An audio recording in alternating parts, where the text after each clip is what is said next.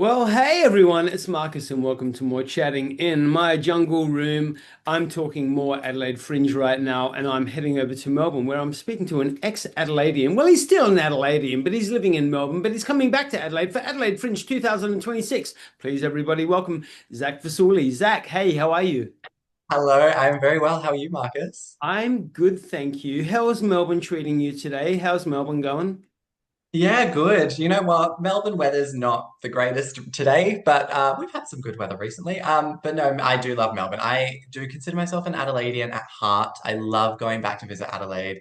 Adelaide is one of my favorite places. But in terms of performance opportunities here, I'm very happy with how much is on offer in Melbourne in the art scene. Awesome. Well, Melbourne is great. I love a little dirty weekend over in Melbourne, let's be honest. Yes, well, when you live here, every weekend's a dirty weekend, isn't it? Well, you get it where you can, really, can't you? In a storm. Hey, now the reason why you're coming back to Adelaide for the 2026 Adelaide Fringe is because of the second year running of your awesome show that went really well last year, got his amazing reviews everywhere you've played it. It's called Twinky Twinky Little Star. I didn't catch it last year. I'm definitely going to catch it this year. I want to find out all about it. What is Twinky Twinky Little Star all about?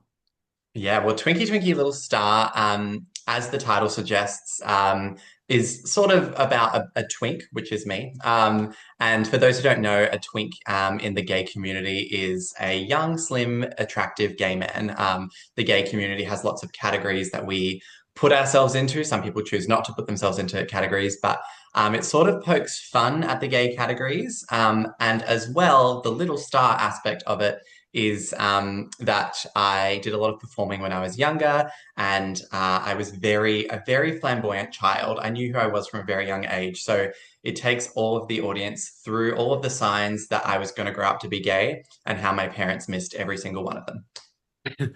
How? Like how?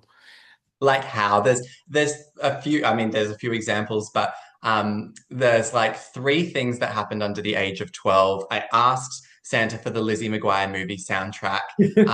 I was busking in the middle of Rundle Mall, belting my heart out to ABBA. I posted publicly on my Facebook account my disdain for Crocs. Like the signs were all there, and they just went to my parents. So I hear you. I feel like I think parents always know. They just pretend they don't know. I remember when I was growing up, which was probably a good, let's say 5 decades before you, give or hmm. take. What category does that put me in? I'm not sure.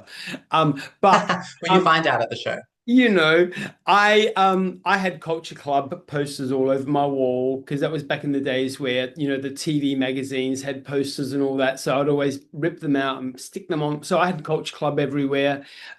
Again, like you, I would perform ABBA with my sister in the rumpus room of our home. And I would never play the boys' part. I would always be Agnetha. My sister would be Frida because, I was the blonde. Come on. Um, Yeah, well, you've got the so, hair for it. and then still when that day came where it's like, hey, by the way, parents, there's that still bit of horror on their face, but you never gave us any signs. What's that about? Um, Yeah, I know they were shocked. I And know. when you come to the show, you'll see I actually audio recorded my coming out when I came out at 16 years old, and I play it during the show. And it's a Wow. hilarious moment of my parents just being very supportive, but genuinely shocked. Amazing. Hey, so what is that about the Adelaide Fringe that you love being a part of? The Adelaide Fringe is like the best thing in the world. Like it's for anyone who's experienced even stepped foot into the city in Adelaide Fringe time, it's just amazing. There's so much diversity in the shows on offer. There's digital shows, there's in-person shows from all different groups of people, all walks of life. So I love seeing as much as I can when I'm in Adelaide. Like luckily for artists as well, we get an artist pass as well. So all artists sort of support each other, and it's just a beautiful community to be able to see as much as you can. But I love as well that I feel like people that audience members that attend Adelaide Fringe take a chance on new things or different things that they might not see during the year. Obviously, during the year, we get some big musicals come and we get plays and we get things like dance shows, ballets, but I feel like Adelaide really takes a chance on just like an up and coming emerging artist or just like a random wacky burlesque show or a circus show. And I love that Adelaide Fringe is just such a hub for diversity and just seeing as much as you can. And speaking about all the other shows, are there any other shows that you're looking forward to seeing this year? Have you got any friends in shows, producing shows, etc.? Yes, I do. I have a huge list of shows that I'm really interested in. My best friend Millicent Sarr is obviously doing a show, which is Millicent Sarr is Too Tired to Smash Patriarchy. I'm very much looking forward to that. My friend Phoebe Roger is also doing a show. Phoebe's a lesbian. If I can also shout out Rachel Tunnelly, who's another friend that's doing a couple really cool cabarets. Thomas Clifford is doing a show. So I've got, yeah, a bunch of friends doing really, really cool works that I'm really excited to see. Some that I've already seen before and some that are brand new works. So I'm very lucky and inspired by the friends that I'm surrounded by because they're doing such great work that I'm like, oh, I want to be like them.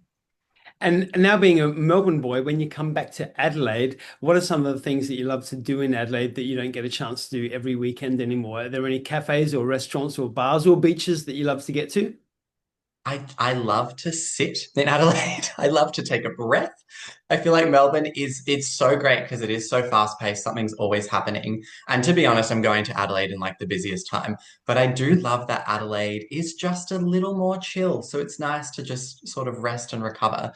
Um, and the beaches, yeah, the beaches in Adelaide are incredible. I'm so excited. I love going to Glenelg and West Beach and Henley Beach. They're sort of my favorite beaches. And just any time that I get to spend with family is great. We just have like random local pubs and local fish and chip shops and things that like you don't really get here in Melbourne. Something that I'm also really excited about is the bakeries in Adelaide. Like Melbourne bakeries are good, but they don't have just like a nice bakery donut. Like they have all the Krispy Kremes and stuff here, but like very much looking forward to just a nice bakery. Oh my God, sign me up and bring me some Yeah, takeaway. Absolutely, please. Thank you, Zach. do it Um, together. Hey, back to your show. So when you first started conceptualizing this show, was it a show that you drew all the information on based on your own experiences, or did you like research some of your friends' situations as well? How did it all come together?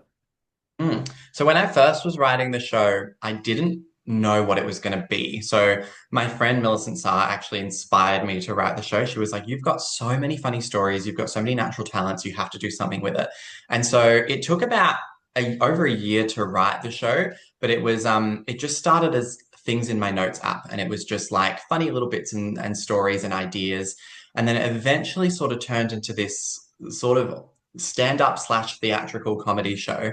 And the title came to me earlier on, Twinky Twinky Little Star, and I was like, that is a really funny title, but it also speaks to my experience in the gay community as well with the categories. I have always felt like, and I sort of talk about this in the show as well, I've always sort of felt like I need to fit into a specific box in the gay community, a specific tribe. And with that sort of sometimes comes pressure or toxicity or body image issues. So it's something really important to me that I wanted to bring out in a show as well. Obviously, it's still a comedy show, so I poke fun at it as well. But yeah, it sort of started at that. But I've learned a lot about the gay community through the research as well that I've done. There are so many categories, like official categories of the gay community that I had no idea. There's something called a meerkat. There's a giraffe. There's so many different like animal categories that I just like had no idea about, and so many different things that people identify as. So that was really eye-opening. But I think a lot of the stories, particularly in the second half, are just funny stories from my gay adulthood, like navigating gay dating, navigating trying to find who I am. There's some really crack up stories towards the end of the show. So yeah, I guess a mix of experience and research and just yeah, my own thing. You know what? I mean, I've got no problem with categorizing. I've got no problem with, putting people in pigeonholes. If that's what you want to do, everyone is good. I'm okay. I'm at peace with it all. But you know what? We're going to run out of alphabet letters. We're going to run out of rainbow colors, and we're going to run out of animals before we know it. We're just going to be like, okay, there's nothing left. I'm a blank. Yeah, exactly. And maybe some people want to identify as a blank, and that's great, you know. And if you want to be a blank, you can be a blank. Um, and that's what makes you special. But no, in all honesty, I'm so looking forward to your show. It's going to be a great one. It's going to be a hoot. Twinky Twinky Little Star, everyone. It runs from Tuesday, the 17th of March, through to Sunday, the 22nd of March at the Squeaker, which is an open air venue. I love that venue. I saw Christopher Hull there perform last year. Amazing space. And as I was watching his show, the bats were flying over. It was really cool. Oh my That's God, a little bit. I'm a about bit spooked out by that though. I'm just gonna make sure I don't look at the bats flying yeah, over. they're fun. It's a hoot. And obviously at Gluttony, everyone, Rundle Park. Zak Vasiliou is who we've been speaking to. Zak, you're an absolute delight. I cannot wait to see you again. Last time I caught up with you was a good few years ago, actually, at Broadway sessions, playing at the Lion Arts Factory at Nexus Arts. It was. Yes, yeah, And that was a good few years ago. So when you get back to Adelaide, I'm looking forward to catching up with you after the show, Twinky Twinky Little Star. absolutely. Can't wait to see you there. Can't wait And to have you there too. for everyone's benefit, Zak has kindly donated a double pass for us to give away. So if you get into the win section of onyourmarkus.au, you can score yourself a double pass. We have had over 57 entries already. There's only one winner, double pass, of course, but there's only one winner. So if you want to be a part of it, better get on to it quick. It's not getting drawn for another good couple of weeks yet, but Zak has kindly donated that. So thank you, Zak. Thank you so much. Wow, over 57 people. That is wild that there are that many people that want to see my show right now. You're in demand. I mean, people love Adelaide, love Adelaideans. Come on. That's so true. Support Support a local Adelaidean at heart. All right, my friend, thank you so much. You're kind, you're generous, and you're extremely talented. And I cannot wait to see this show for my very first time. Twinky, Twinky Little Star, everyone. Thank you, Zak. Thank you, Markus. See ya.